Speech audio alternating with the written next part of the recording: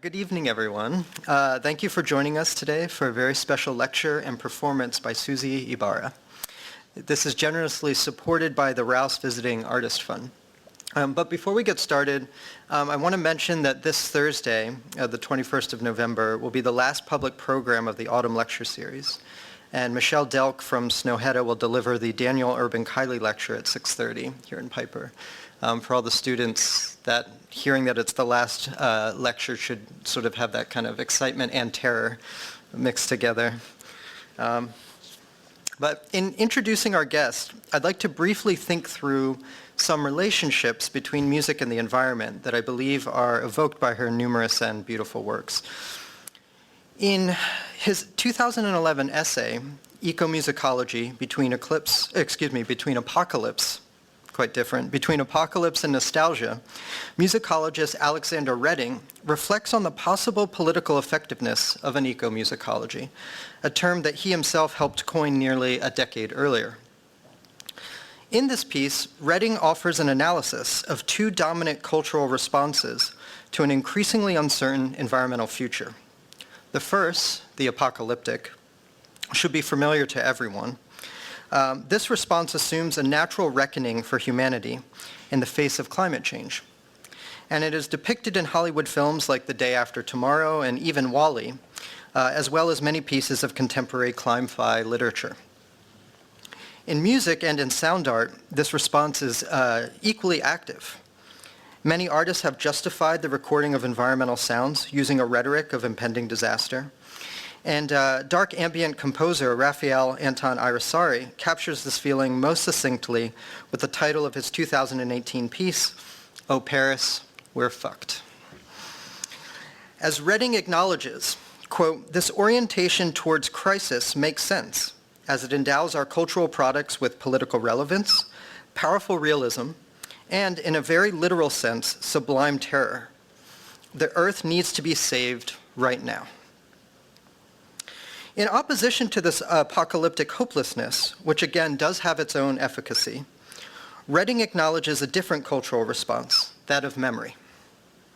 As he explains, within the environmental movement, nostalgia has always been powerful and appealing.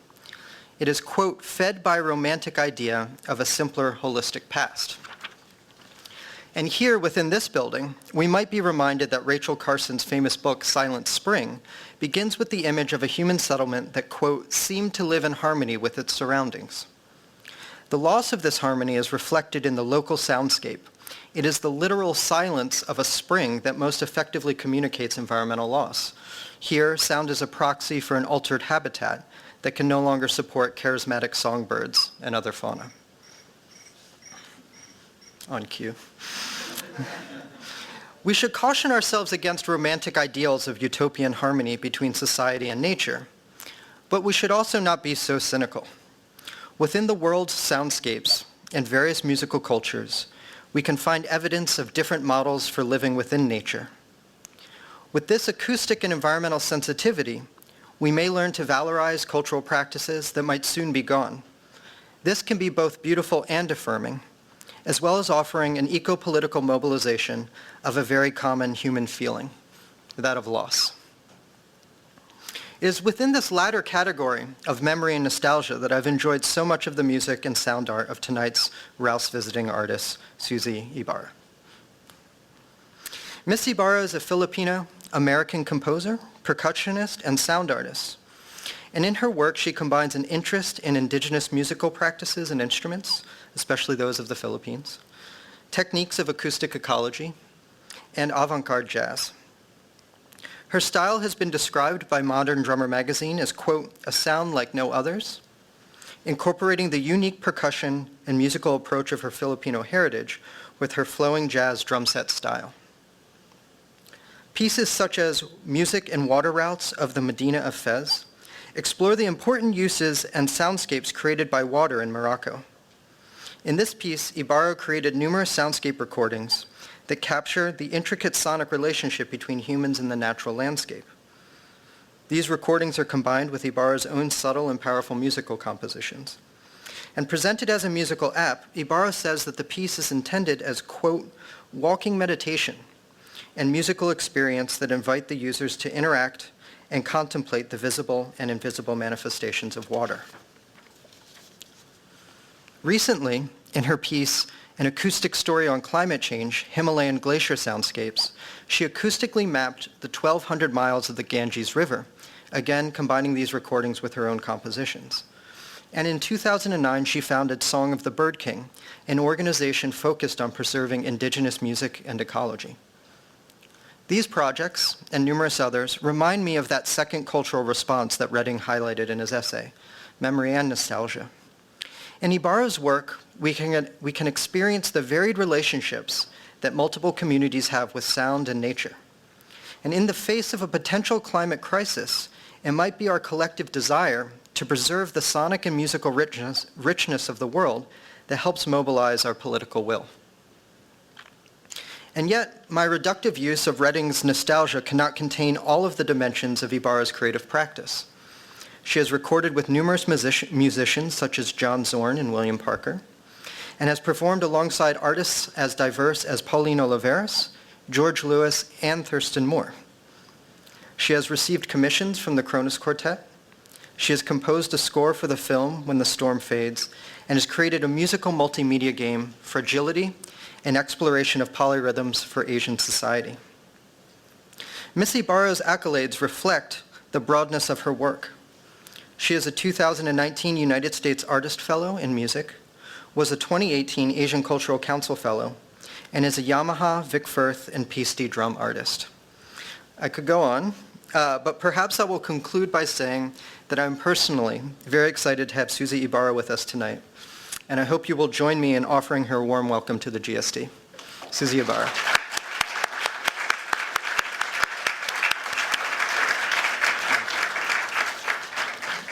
My pleasure. Thank you so much.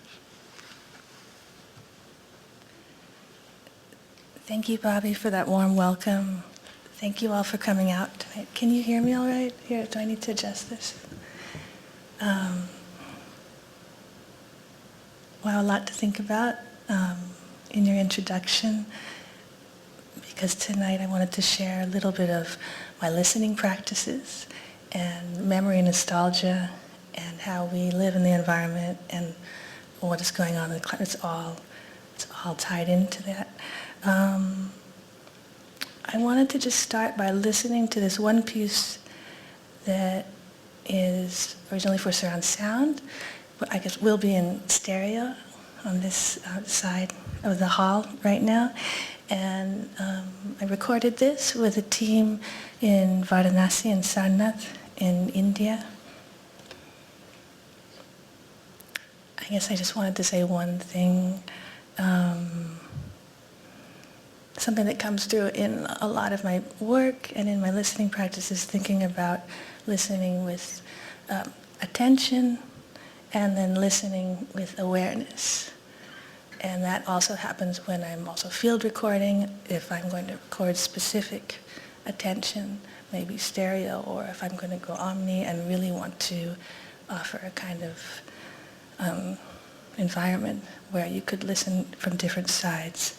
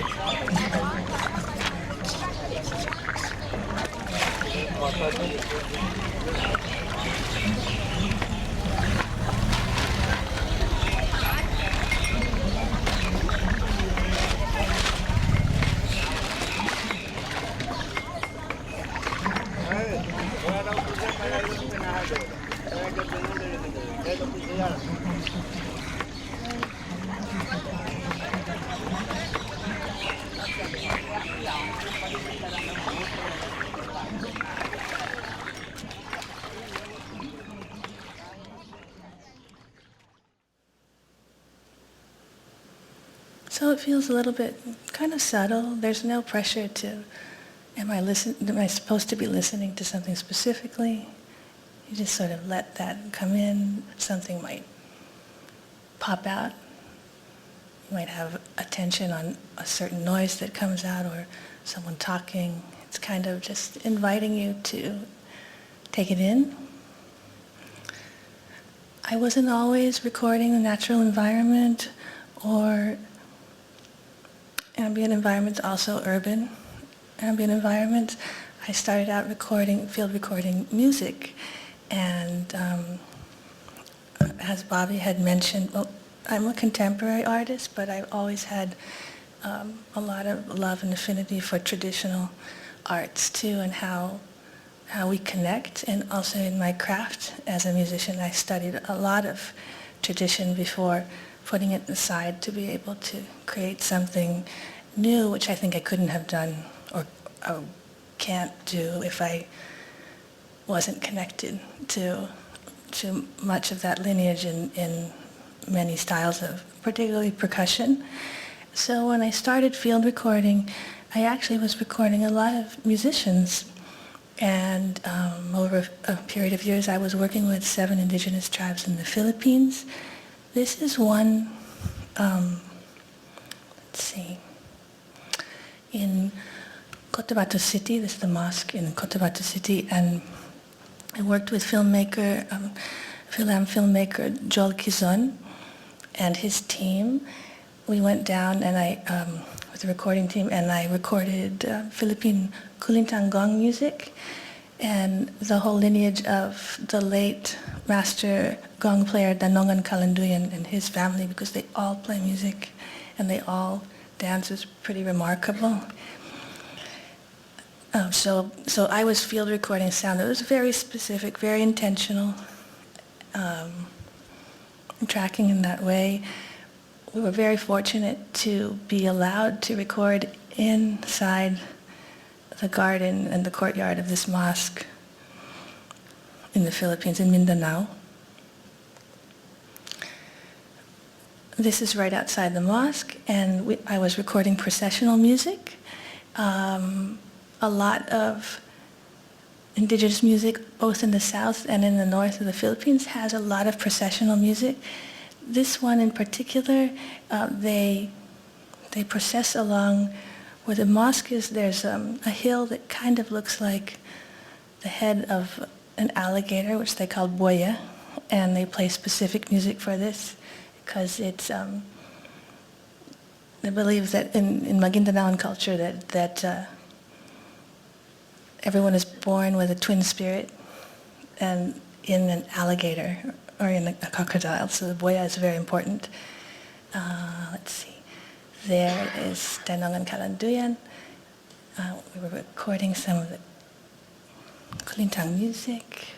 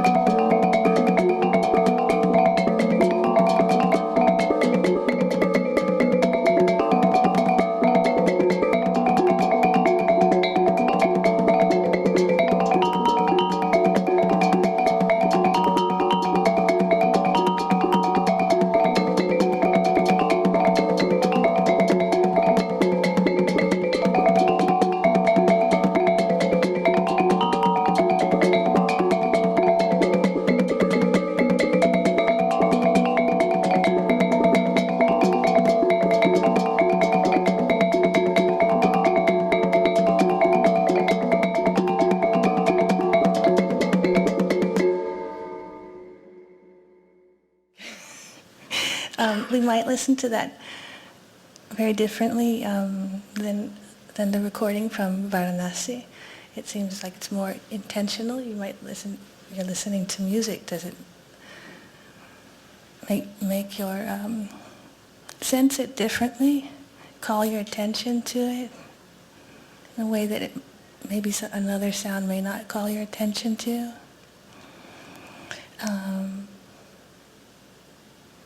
Yeah. I was very fortunate to meet architect Aziza Chaouni from Morocco, who's also an alum from Harvard, and we were both TED Fellows together, and we were talking about music and architecture. I had just gotten back from teaching a winter school in Kyoto with both a cultural media artist from China, an architect from Japan, and I was walking all around Kyoto with students. We were recording it, the city as an orchestra. And we were talking about especially Morocco, because it's such a culture of so much music. And that we both had had our own practices of how we mapped space, but through our different crafts. And so she invited me to record and create music for a project where she's trying to have the rivers in Fez opened up again, because it used to be known as a city of 1,000 rivers, and then they were in the Medina, the old city, they were cemented up, so areas where people could wash, and there were faucets and baths and so forth, had been cemented up. So we were mapping this in the historic sites. I had a wonderful opportunity to record with musicians in Fez, because I said, well, if I'm going to create music and for this place, I really want to have collaborators and performers who are from the old city. And so I worked with Abdurrahim and the Hamidchaz, a Sufi group, who also played a few styles. And this piece that I wrote is for Sukal Hen, which is an old market dating back to the 17th century. But you can see now when you walk in, these are photos by Aziza, and that it's a market now, but back at the 17th century, it was a multi-purpose hospital. And so I composed this music, and some of the recordings I did were mixing traditional songs. And the Hamidchaz Sufi group, they sung a piece on here, Aura Hamidchaz, which is a spiritual from the 17th century, Sufi spiritual. So you'll hear it pop up and rise in the piece.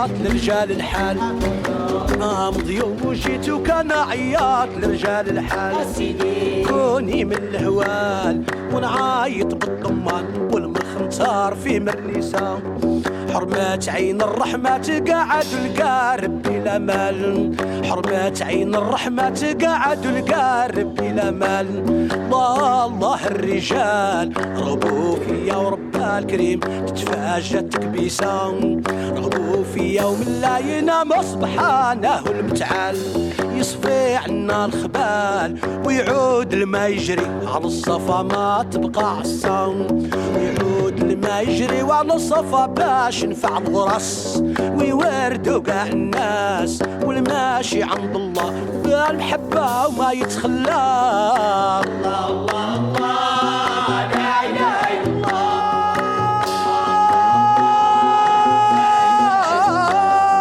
لا إله إلا الله دايما يا رسول الله لا إله إلا الله واشفع حبيب الله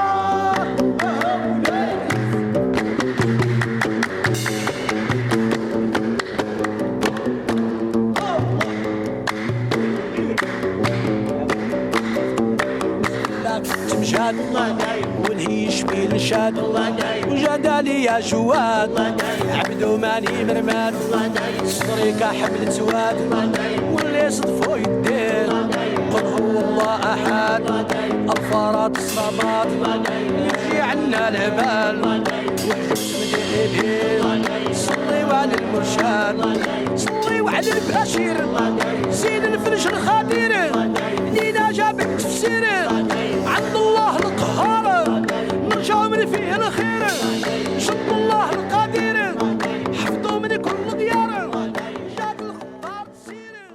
Great. So great. We recorded that inside the old city in a beautiful indoor patio, and the acoustics were just amazing. But normally they'll sing that once or twice a week. They'll sing for hours.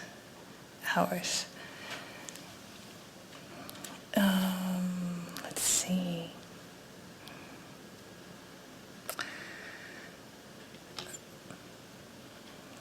So water seems to always be coming back as a theme for me in my work as well.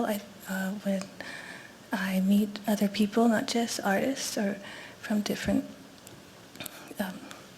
backgrounds, and I was invited by Michele Koppes, who's a glaciologist and geomorphologist, to record with her in the Himalayas to tell a story of how climate change is changing the earth, and record on the Ganges. And I didn't actually realize I was going to be the one that was going to actually literally map in the Ganga Basin with this climate project, because to work on such a large space and amidst climate changing has a lot of complications, but also I have such a deep respect and so much love for this place. It's really pretty awesome. The area in the Himalayas is pretty awesome.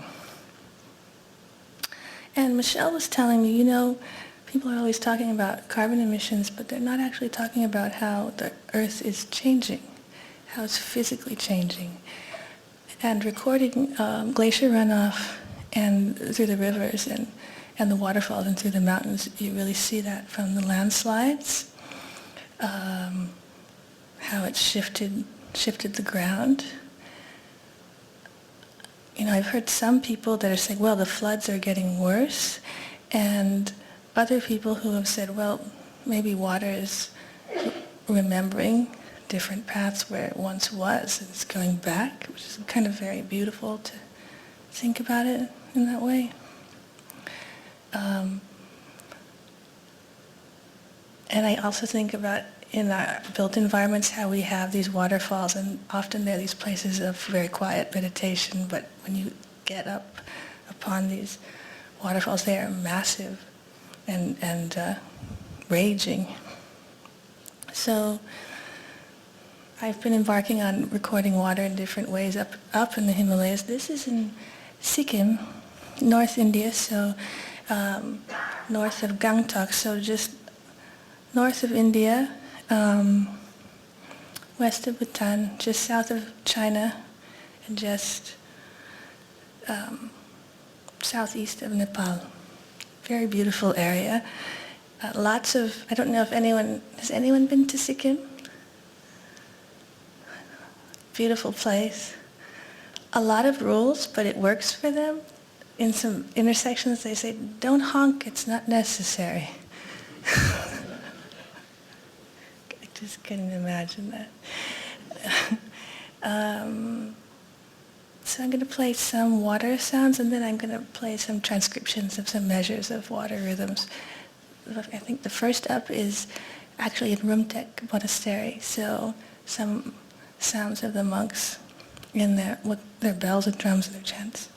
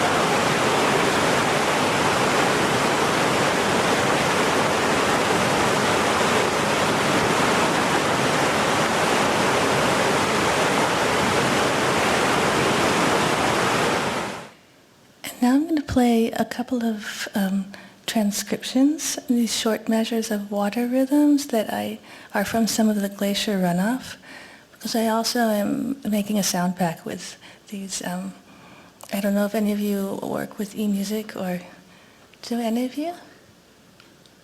Okay, just wondering. But I also make sound packs where you can actually play my extended techniques, drum sounds and percussion sounds, and they've asked me to make these Himalayan sounds, and it's just amazing how water, not even processed, sounds so much like electronic music, or electronic music really sounds so much like nature. Here is a measure of the original cut of some glacier runoff. Then I'm going to play it where I pitched it 4 octaves lower to hear how it sounds and hear the rhythms, and then I pitched it up higher to ninths and to hear how it sounds. It's all water.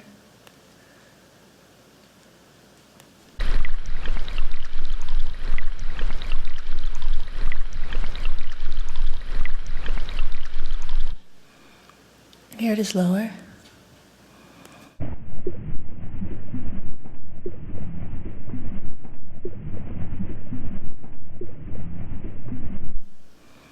Here it is higher.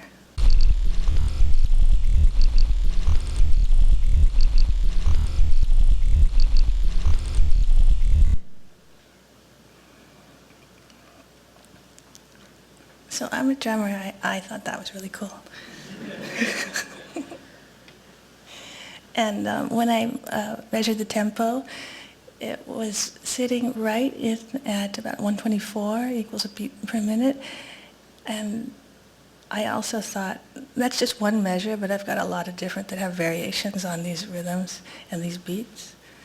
And that was also really fascinating to me because so much popular music in so many cultures, it sits right in a sweet spot of where's the beat, and it's right in between 100, 130, and that's basically what Mother Nature's playing.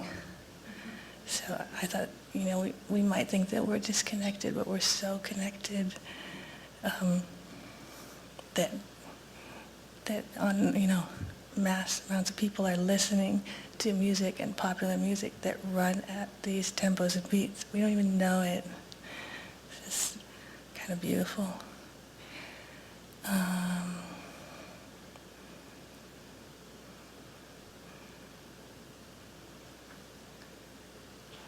Let's see. So I'm still recording on that piece. I'll go back up to Satopanth Glacier and Gangotri at the mouth. Because of the climate, it's been really dangerous with the landslide, so they say don't come, and I say, okay, I'll wait. But that'll be the next check with Michele. We did a test run before this out in Washington at Eastern Glacier because I said I didn't want to go to the Himalayas without test running, recording on the glaciers, and that was hugely helpful,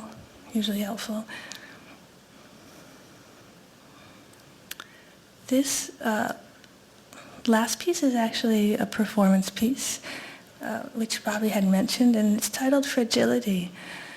I think these are things I think about along when I'm listening, as well as how we use and think about memory and nostalgia.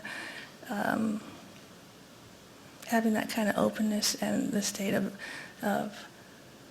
being fragile and what fragility is. And I thought actually it's kind of a moment that's really powerful, that often is flipped and used in other ways in society, or in economics, or describing communities. And I think actually being very vulnerable is powerful because you're in a moment of openness and a kind of empathetic place where you really can receive some very, very valuable information if you're able to hear it.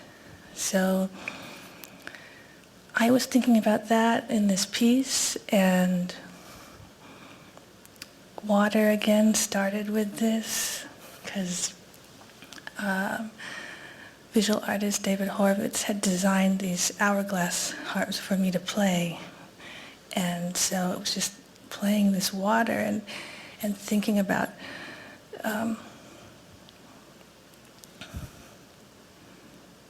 how this water passes through and the equations in glass physics.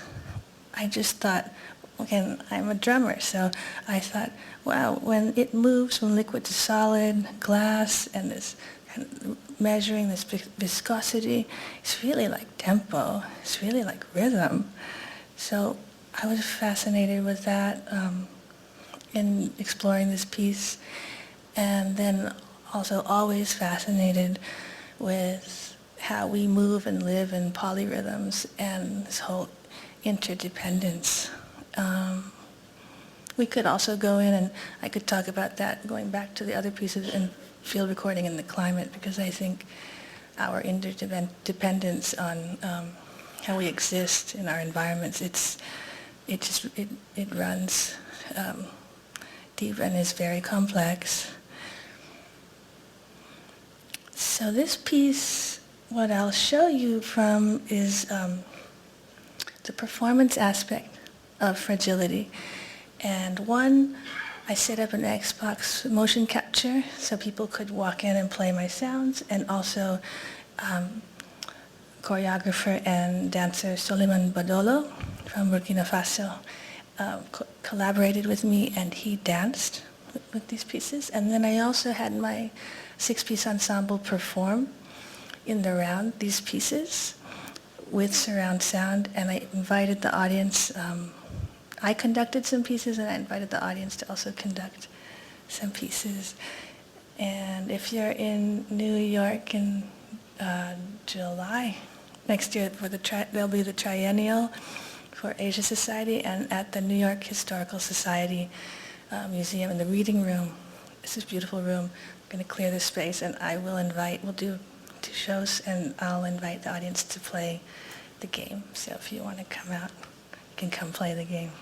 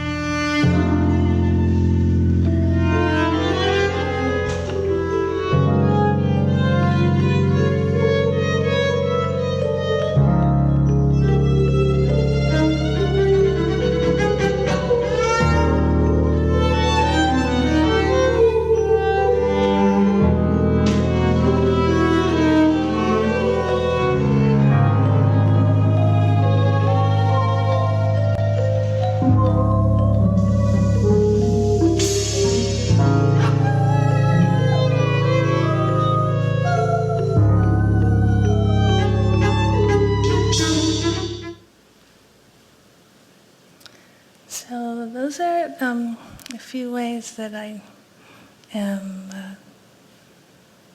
working in my craft and listening to my surroundings.